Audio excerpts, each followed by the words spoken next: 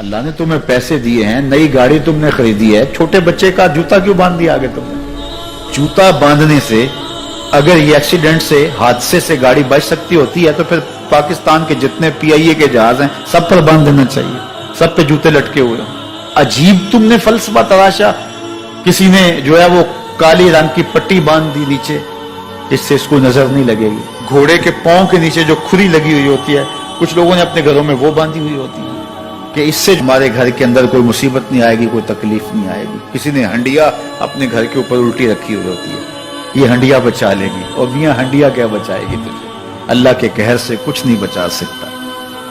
جب تمہارے اوپر کوئی مصیبت نازل ہونی ہے تو کچھ نہیں بچا سکتا. اگر بچنا چاہتے ہو تو پھر اللہ سے استغفار کرو, اللہ تعالیٰ کی تسبیح کرو, اللہ کی تحلیل کرو, میرے حضور پہ درود پڑھو, پھر دیکھنا کہ مصیبتیں ٹلتی ہیں یا نہیں ٹلتی.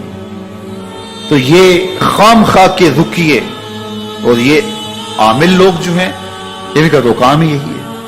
ان کا کام چلتا ہے لوگ ذوف الاعتقادی میں مبتلا رہے اور یہ کہہ دیتے ہیں کہ آپ کے خاندان میں ایک منحوس عورت ہے, یہ اس کا کیا ہوا ہے, تو کوئی نہ کوئی منحوس تو پہلے ہی انہوں نے طے کر رکھی ہوتی ہے, فوراً ذہن وہاں جا کے لکھ ہو جاتا ہے.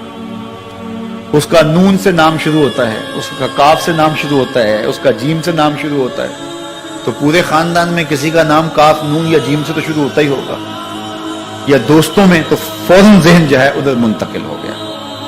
اب یہ بابا جی نے بتا دیا ہے, ہاں اس نے یہ بات کی تھی, کچھ باتیں یاد آنے لگی. اس کاف سے شروع ہونے والے نام کے ساتھ نفرت پیدا ہو گئی. اس بابے نے نفرت کا کاروبار کیا. اس نے تو 100 روپے 200 روپے لے لیے, لیکن دو انسانوں کے اندر نفرت ڈال دی. اس کا گریبان کل قیامت کے دن پکڑا جائے گا. ان ملنگوں کے پاس, ان ذوف الاعتقادی کو پھیلانے والوں کے پاس کبھی نہ جاؤ. تمہیں مصیبت پڑی ہے, تمہیں لگ رہا ہے کہ شاید میرے اوپر جادو ہے, تو پڑھو نا سورہ بقرہ, جادو جڑ سے اکھڑ جائے گا. 40 دن اپنے گھر میں سورہ بقرہ پڑھو, برکت ہوگی. کہتے ہیں مولوی صاحب 40 دن تو نہیں پڑھی جا سکتی, 2.5 پارے, ہمیں کوئی تعویذ ہی کرتے ہیں. ہم شارٹ کٹ چاہتے ہیں نا, روزانہ صبح 2.5 پارے سورہ بقرہ پڑھے, یہ تو ہم سے نہیں پڑھی جائے گی. تو آپ کوئی تعویذ ہی لکھ لیں. کاروبار میں برکت نہیں, میں کہتا ہوں پڑھو نا سورہ واقعہ, 3 رکوع ہیں, برکت ہوگی. ہم کہتے ہیں ہمیں تعویذ ملنا چاہیے, بس وہ ہم گلے میں رکھ دیں, بٹوے میں رکھ لیں, پرس میں رکھ لیں, اور ہمارا کام ہو جائے, ہمیں کچھ بھی نہ پڑھنا پڑے, ہمیں وضو تک نہ کرنا پڑے, نماز نہ پڑھنی پڑے, اور برکت ہو جائے. ایسے برکت تو نہیں آتی. اس لیے چھوڑو ان کی جان, آؤ قرآن مجید پہ آؤ, آؤ سجدوں پہ آؤ, آؤ دعاؤں پہ آؤ.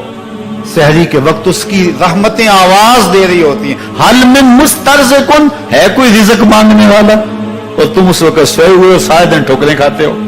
آؤ نہ اس وقت جھولی پھیلا کے, ہاتھ پھیلا کے کہو مالک تو جھولیاں بھر دے. تو پھر دیکھنا میرا بیٹا سالم مشرکین کی قید میں ہے اور میں فاقوں کی حالت میں ہوں. تو فرمایا آل محمد کے پاس ایک سیر جو ہیں, بس اس کے علاوہ ہمارے پاس بھی کھانے کے لیے دنیاوی اسباب نہیں ہیں. کہا صبر کرو اور اللہ سے ڈرو, اور لا حول ولا قوت الا باللہ کثرت کے ساتھ پڑھو. یہ ایسا وظیفہ ہے, ایک حدیث پاک میں آتا ہے کہ یہ 99 بیماریوں کا علاج ہے. اس میں سب سے کم درجے کی بیماری ہم اور غم ہے. یہ دکھوں کا مداوع ہے, مشکلات کا علاج ہے, اور یہ وظیفہ میرے حضور نے بتایا. حضرت ابو ذر غفاری رضی اللہ تعالیٰ عنہ کو حضور نے 5 چیزیں بتائی تھی. ان میں سے 5ویں چیز یہ تھی کہ ابو ذر کثرت کے ساتھ لا حول ولا قوت الا باللہ پڑھا کرو. فرمایا عرش الہی کے نیچے ایک خاص خزانہ ہے, یہ وظیفہ وہاں سے آیا ہے. یہ زندگی میں معمول بنا لو, جب پھنس جاؤ, مشکلات میں آ جاؤ, تو لا حول ولا قوت الا باللہ پڑھو, اللہ راستے کھولے گا. تو حضور نے 3 چیزیں فرمائی, اللہ سے ڈرو, صبر کرو, اور کثرت کے ساتھ لا حول ولا قوت الا باللہ پڑھو. وہ فرماتے ہیں کہ میں یہ عمل شروع کیا, ابھی گھر میں بیٹھا ہی تھا کہ دروازے پہ دستک ہوئی. تو میں اٹھا کہ دروازہ کھولوں, دیکھوں کہ کون ہے. تو دروازہ کھولا, دیکھا میرا بیٹا کھڑا ہے اور اس کے پیچھے 100 اونٹ کھڑے ہیں. تو میں نے کہا کہ تم اور یہ اونٹ؟ کہا مجھے موقع لگ گیا, میں ان کی قید سے بھاگ آیا. وَيَرْزُقْهُ مِنْ حَيْثُ لَا يَحْتَسِبُ، وہ تمہیں وہاں سے رزق دے گا جہاں سے تمہیں گمان بھی نہیں۔ اس کے ہو کے تو دیکھو، اللہ اکبر، اللہ کے ہو جاؤ تو پھر وہ تمہاری ضرورتوں کا کفیل ہو جائے۔ فرمایا حضرت عبداللہ ابن مسعود رضی اللہ تعالیٰ عنہ نے کہ کسی شخص کو فقر و فاقہ آ جائے تو وہ لوگوں کو بتائے کہ میں آج کل بڑے مشکل حالات میں ہوں، ہر وقت لوگوں کو بتاتا رہے تو اس کی مشکل بڑھے گی، اس کی مشکلیں آسان نہیں ہوں گی اس طرح۔ اور اگر وہ اپنی اس مشکل کو کسی سے شیئر نہ کرے بلکہ مصلی بچھا کے اپنے رب سے کہے کہ مالک فقر و فاقہ آ گیا ہے اور اس کا علاج تیرے پاس ہے، اس مرض کا مداوع تیرے پاس ہے۔ حضرت عبداللہ ابن مسعود فرماتے ہیں کہ رسول کریم نے فرمایا جلد یا بدیر اللہ اس کو مالا مال فرما دے گا۔ یہ بھی کبھی کر کے دیکھو، مشکل آ جائے، فاقہ آ جائے۔ اور قرآن مجید کا دل سورہ یاسین ہے، جس نے ایک مرتبہ سورہ یاسین کی تلاوت کی اللہ 10 مرتبہ قرآن پڑھنے کا ثواب عطا کرے۔ اور کتنا بڑا اجر ہے، آپ ایک سال میں بھی شاید 10 قرآن مجید نہ ختم کر سکے اور سورہ یاسین پڑھیں تو 10 مرتبہ قرآن مجید پڑھنے کا ثواب نصیب ہوگا۔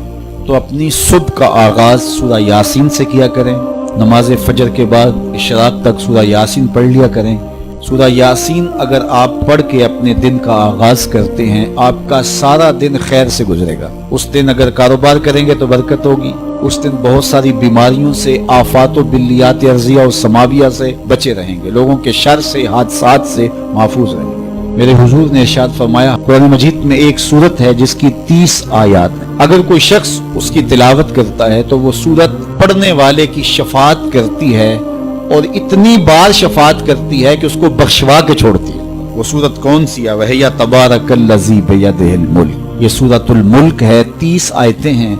جو شخص اس کی تلاوت کرے یہ اتنی بار سفارش اللہ کی بارگاہ میں کرتی ہے کہ اپنے پڑھنے والے کو بخشوا کے چھوڑتی ہے۔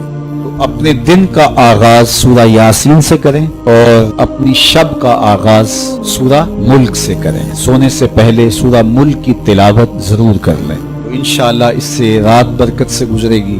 جس نے ایک دن میں 100 مرتبہ سبحان اللہ و بحمدہ پڑھا، کتنی مرتبہ؟ 100 مرتبہ کیا پڑھا؟ سبحان اللہ و بحمدہ، فرمایا کہ اس کے گناہ سمندر کی جھاگ کے برابر بھی ہوں تو اللہ معاف فرما دے گا۔ تو یہ اپنے وظائف میں شامل کر لیجئے، سبحان اللہ و بحمدہ۔ اور حدیث بخاری ہے کہ 2 کلمے ایسے ہیں جو اللہ کو محبوب ہیں اور زبان پر مشکل نہیں، زبان پر بڑے آسان ہیں، اور جب میزان پہ رکھے جائیں گے تو پلڑے کو جھکا دیں گے، بڑے بھاری ہیں میزان پہ۔ وہ 2 کلمے یہی ہیں، سبحان اللہ و بحمدہ، سبحان اللہ العظیم۔ تو اگر اس کو 100 مرتبہ روزانہ پڑھے تو سمندر کی جھاگ کے برابر بھی گناہ ہو تو اللہ معاف فرما دیتا ہے۔ اللہ فرماتا ہے ما یفعل اللہ بعذابکم، وہ تمہیں عذاب دے کے کیا کرے گا؟ ذرا لہجہ دیکھیے، ذرا انداز، ما یفعل اللہ بعذابکم، وہ تمہیں عذاب دے کے کیا کرے گا؟ تم اس کی مخلوق ہو، اپنے دستے قدرت سے اس نے تمہیں بنایا ہے، تو وہ تمہیں عذاب دے کے کیا کرے گا؟ اس کی ضرورت نہیں ہے کہ تمہیں عذاب دے، نہ اس کی چاہت ہے کہ تمہیں عذاب دے، کوئی خود چھلانگے لگائے تو اس کی مرضی۔ فرمایا کہ ما یفعل اللہ بعذابکم، وہ تمہیں عذاب دے کے کیا کرے گا؟ ان شکرتم و آمنتم، اگر تم شکر ادا کرو اور ایمان لاؤ تو وہ تو قدردان ہے جو کوئی اس کا شکر کرتا ہے اور جو اس پر ایمان لاتا ہے۔ تو اللہ اس کے لیے عذاب نہیں رکھا، اس کے لیے رحمتیں رکھی ہوئی ہیں۔ تمہیں دستے قدرت سے بنایا ہے اور وہ تمہیں خوش دیکھنا چاہتا ہے، تمہیں خوشحال دیکھنا چاہتا ہے، تمہیں سرشار دیکھنا چاہتا ہے، تمہیں نہال دیکھنا چاہتا ہے، تمہاری زندگی کو خوشگوار دیکھنا چاہتا ہے۔ تم نے اپنے آپ کو خود اپنے اعمال کی وجہ سے مصیبتوں میں ڈالا ہے، تو کہا شکر کرنے کی عادت ڈال لو، دیکھنا پھر اللہ تعالیٰ جل شانہ کی رحمتیں تمہارے اوپر کس طرح اترتی ہیں، اس کی نوازشیں تمہارے اوپر کیسے برستی ہیں۔ توکل اگر ہم سیکھ جائیں تو توکل ایک ایسی دولت ہے کہ جو خوشحال زندگی کی ضمانت بنتی۔ جب ہم اللہ پر توکل نہیں کرتے اور ہم سمجھتے ہیں یہ سب کچھ ہماری محنت کا نتیجہ ہی ہوگا، اور نتیجہ جب نہیں آتا تو پھر ہم بے چین مضطرب ہو جاتے ہیں، اور جب ہم اس پہ توکل کر لیں تو پھر ہمارا صرف اتنا ہی کام ہے کہ میاں ہم یہ کام کر رہے ہیں، بس یہ حکم، ہم بیج بو رہے ہیں، بس یہ حکم ہے اور بو رہے ہیں۔ باقی اس پہ بھروسہ ہے، یہ کام اس کا ہے کہ اس نے اس کو اگانا ہے، اس کے اوپر پھل لگانے ہیں. تو جب اس پہ توکل ہو جائے تو بندہ سوکھا رہتا ہے، ورنہ بندہ مشکل میں مبتلا ہو جاتا ہے. بسا اوقات ایسا ہوتا ہے کہ بندہ ایک منصوبہ تیار کرتا ہے، اس کا عملی نتیجہ اس کو سامنے نظر آ رہا ہوتا ہے، لیکن نتیجہ بالکل الٹ جاتا ہے. سید علی المرتضیٰ فرماتے ہیں میں نے اپنے ارادوں کی شکست سے ہی اپنے رب کو پہچانا ہے، کہ میں ایک منصوبہ تراشتا ہوں کہ یہ اور یوں ہوگا اور وہ ہونا چاہیے، لیکن نتیجہ وہ نہیں آتا، تو کوئی طاقت ہے اس کا جو نتیجہ بدل دیتی ہے. تو بندہ اس طاقت پہ یقین کرتے، اس پہ توکل کر کے جو ہے وہ اس پہ بھروسہ کر لے تو زندگی سوکھی ہو جاتی ہے. مغرب میں جو اللہ پر یقین نہیں رکھتے وہ خودکشی کر لیتے ہیں کہ یہ کیوں ہو گیا، ایسا نہیں ہونا چاہیے تھا. لیکن ہم خودکشی اس لیے نہیں کرتے، ہم کہتے ہیں میرا رب جس طرح چاہے اس طرح ہی ہوتا ہے، جو اس نے طے کیا ہوا ہے وہ کر کے رہتا ہے. اس لیے تم اس پہ توکل کر لو اور اس پہ بھروسہ کرو. حضور علیہ الصلوۃ والسلام نے فرمایا لو انکم توکلون علی اللہ حق توکلہ، اللہ پر توکل کرنے کا جو حق ہے اگر تم وہ ادا کر دے تو فرمایا اللہ تمہیں ایسے رزق عطا کرے جیسے پرندوں کو عطا کرتا ہے. ہمارا تو کاروبار ہے، یہ فیکٹری ہے، یہ دکان ہے، یہ ہماری نوکری ہے، ہم نے یہاں سے کمائی کرنی ہے. پرندوں کا کوئی کاروبار نہیں ہوتا، کوئی نوکری نہیں ہوتی، کوئی ٹھیا کوئی اڈا نہیں ہوتا جہاں جا کے انہوں نے رزق کے لیے کوئی آغاز کرنا ہوتا ہے. بلکہ حضور نے فرمایا تغدو خماسا وتروح بطانا، جب وہ صبح گھر سے نکلتے ہیں تو خالی پیٹ نکلتے ہیں اور انہیں کوئی اپنی منزل کا تعین نہیں ہوتا، جدھر خیال آیا اڑ گئے ادھر. لیکن کبھی ایسا نہیں ہوا کہ شام کو خالی پیٹ واپس آئے ہوں، کہا وہ پیٹ بھر کے آتے ہیں. باہو بولے بن توکل پنچھی اڑ دے، خرچ نہ پلے زیرا ہو. جب گھر سے اڑتے ہیں تو ان کے پلے نہ کوئی خرچ ہوتا ہے، نہ راس المال ہوتا ہے، نہ کوئی اوزار ہوتے ہیں، نہ کوئی ہتھیار ہوتے ہیں، کچھ بھی نہیں ہوتا، یوں ہی گھر سے نکلتے ہیں، کبھی بھی خالی پیٹ نہیں آئے. فرمایا اگر اللہ پہ پرندے توکل کر لیں تو اللہ اسے بھی عطا کرتا ہے، تم توکل کرو گے تو تمہیں عطا نہیں کرے گا.